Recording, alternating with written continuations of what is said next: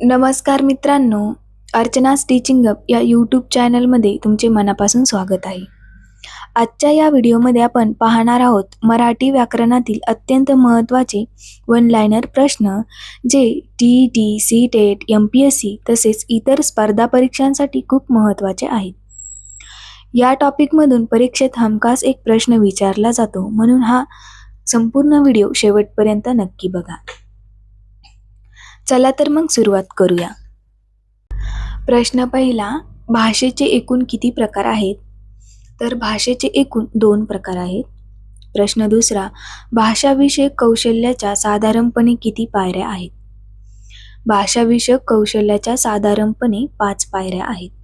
प्रश्न तिसरा, मराठी भाषेत एकूण मूळ वर्ण किती आहेत? मराठी भाषेत एकूण 52 मूळ वर्ण आहेत. प्रश्न चौथा, मराठी वर्णमालेत एकूण स्वराची संख्या किती आहे? तर मराठी वर्णमालेत एकूण 14 स्वरांची संख्या आहे. प्रश्न पाचवा, मराठी वर्णमालेत एकूण प्रमुख उष्मेची संख्या किती? तर मराठी वर्णमालेत एकूण उष्मेची संख्या 3 आहेत. प्रश्न 6, मराठी भाषेत एकूण डॅश वर्ण व डॅश स्वर आहेत. तर मराठी भाषेत एकूण 52 वर्ण व 14 स्वर आहेत. प्रश्न 7, वर्णमालेत एकूण किती कठोर वर्ण आहेत? तर वर्णमालेत एकूण 13 कठोर वर्ण आहेत. प्रश्न 8, मराठी वर्णमालेत किती अर्धस्वर आहेत? मराठी वर्णमालेत एकूण 4 अर्धस्वर आहेत. प्रश्न 9, मराठी वर्णमालेत एकूण किती वर्ण महाप्राण म्हणून मानले जातात? तर मराठी वर्णमालेत एकूण 14 वर्ण महाप्राण म्हणून मानले जातात. प्रश्न 10, संधीचे प्रकार किती? तर संधीचे 3 प्रकार. प्रश्न 11, मराठी भाषेत शब्दांच्या एकूण जाती किती? तर मराठी भाषेत एकूण शब्दाच्या जाती या 8. प्रश्न 12, नामाचे प्रमुख किती प्रकार आहेत? तर नामाचे एकूण 3 प्रकार. प्रश्न 13, मराठीत एकूण किती लिंग आहेत? तर मराठीत एकूण 3 लिंग आहेत.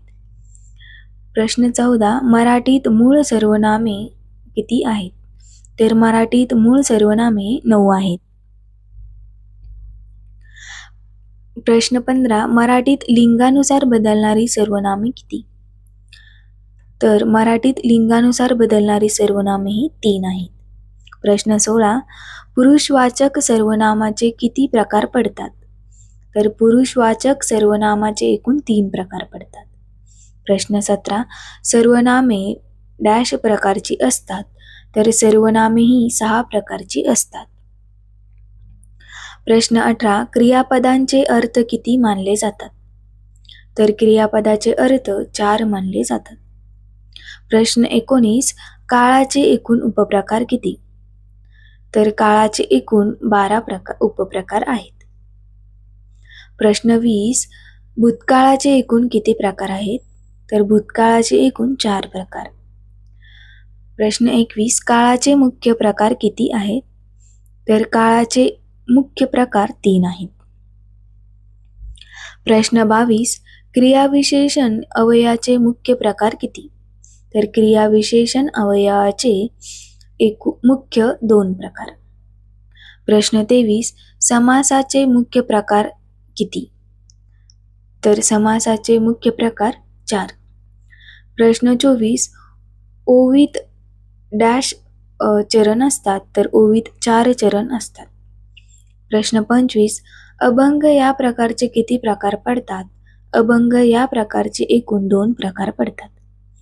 प्रश्न 26, गण डॅश प्रकारचे असतात? तर गण हे 8 प्रकारचे असतात. प्रश्न 27, वाक्यातील विधानावरून वाक्याचे किती प्रकार होतात?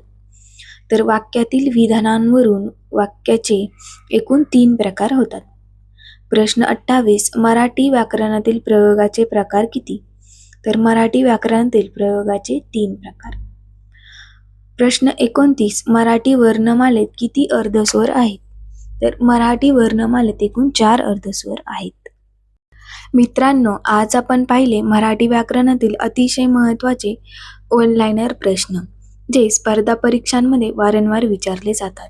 जर तुम्हाला हा व्हिडिओ उपयोगी वाटला असेल तर व्हिडिओला लाईक करा आणि चॅनलला सबस्क्राईब करा, जेणेकरून अशाच एक्झाम ओरिएंटेड क्लासेस तुम्हाला नियमित मिळतील. तसेच हा व्हिडिओ तुमच्या मित्रांसोबत नक्की शेअर करा, जे सी-टेट, महा-टी-ई-टी किंवा इतर स्पर्धा परीक्षांची तयारी करत आहेत. पुन्हा भेटूया अशाच एका नवीन आणि महत्त्वाच्या टॉपिकसह. धन्यवाद.